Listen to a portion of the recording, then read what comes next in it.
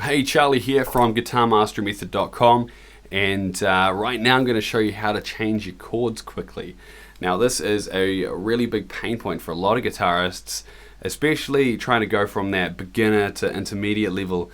It's something that a lot of people can get stuck on, and with good reason. I mean, it is kind of tricky to put your fingers into all sorts of weird shapes, but there are a few tips and tricks that can help you get there a whole lot quicker.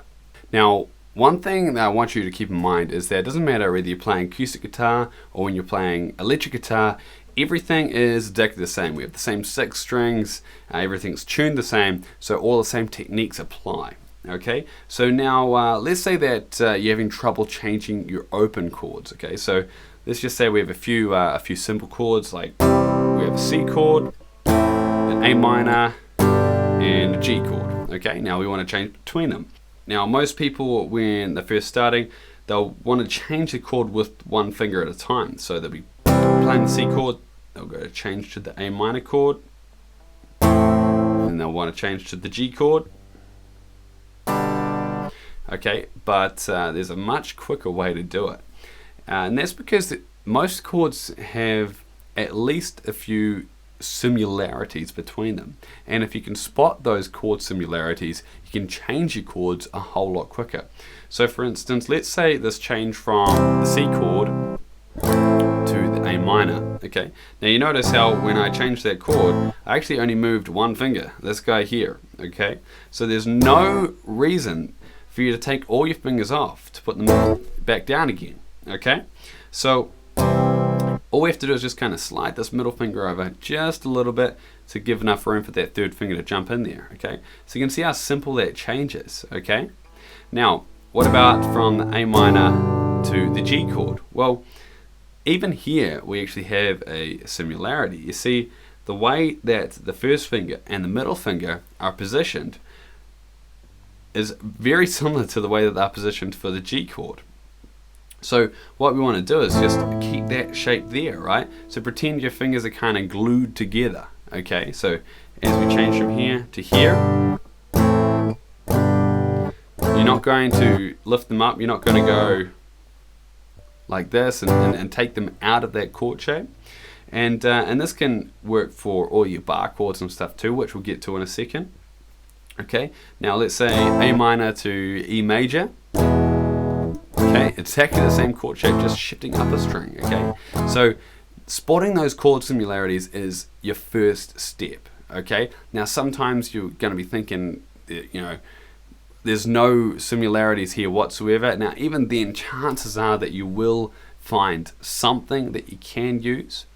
Okay, now the second point I want to make is that you want to keep your fingers close to the strings as you're changing them, and you want to make sure that you are moving all the fingers required for the change at the same time, because if you're here and you want to be changing, for instance, to the G chord, right, I don't go this finger, this finger, this finger, this finger. Okay, it's the same idea as before. We don't want to be doing that. So what we want to try and do is just get into this motion where we just slide across the strings. Okay, now that will feel really bizarre if you haven't done it before. So what you want to do is just take it as slowly as possible, as slowly as you need to, and just practice switching between those two chords. Okay, so don't, you know, think that you have to practice changing between heaps of different chords. I don't think you really have to nail it straight away. Just practice slowly changing between those two chords over and over again until you get it absolutely crisp and smooth. Okay, and then once you're ready, just start strumming it, one each chord, just making sure that that you know, everything's sounding nice. And then you can obviously just add a little bit of a strum.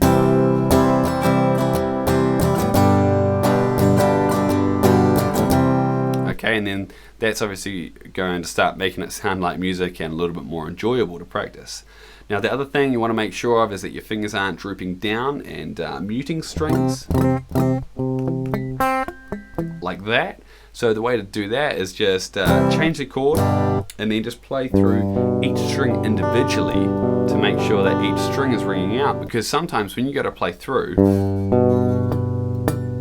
you're going to get some notes like that. Now, the reason why that string is just not making any noise is because my first finger is kind of down on an angle, and it is really blocking that D string. It's just very lightly touching it. So what we want to do is just bring the thumb down a little bit further, push your wrist out, and get your fingers kind of going more directly onto the fretboard, and that's what's going to make the chord sound nice and clear. Changing your bar chords or your power chords is exactly the same idea.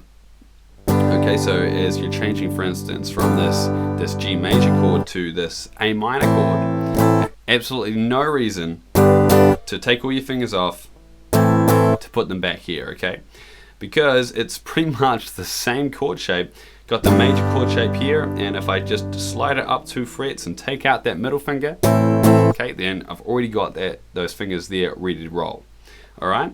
So obviously with bar chords, your first finger is generally always going to be there. So that is just a given, right? So now you've already got 25% of the work done for you. So don't you dare take that finger off the fretboard. Alright, so as you're strumming here, even if you're going, you know, to higher strings,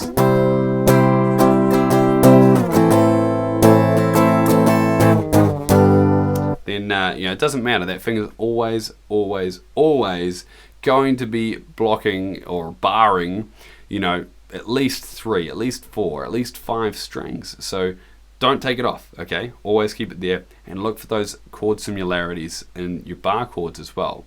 So your power chords, they're kind of a different story because they are always pretty much identical. They're always pretty much exactly the same. The only difference is obviously where we're positioning them on the fretboard.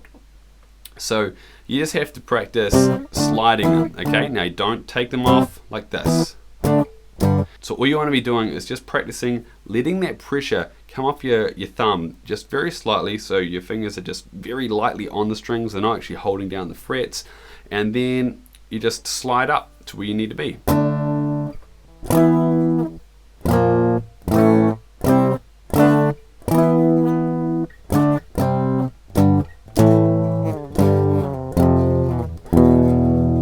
Alright, so one really good idea is just to write down all the chords that you know and play a game that I like to call chord hot potato. So what you're going to be doing here is just literally write down all those chords in a completely random order, and then you want to go through them as quick as possible. So for instance, let's say that this was like C, D, G, E minor, F. Hopefully I can remember that order. It's like C, G, E minor, F. I think I missed one. But you get the idea. You know, if you have it written down right in front of you on a piece of paper, you can just jump through all those chords that you know, right? Just as quick as possible, trying to get those changes happening and just trying to make each chord sound nice and clear, you know, before you move on to the next one, obviously. So I hope you got some great tips for improving your chord changing speed, you know, increasing the speed of your chord changes for your songs, making them sound better and all that kind of thing.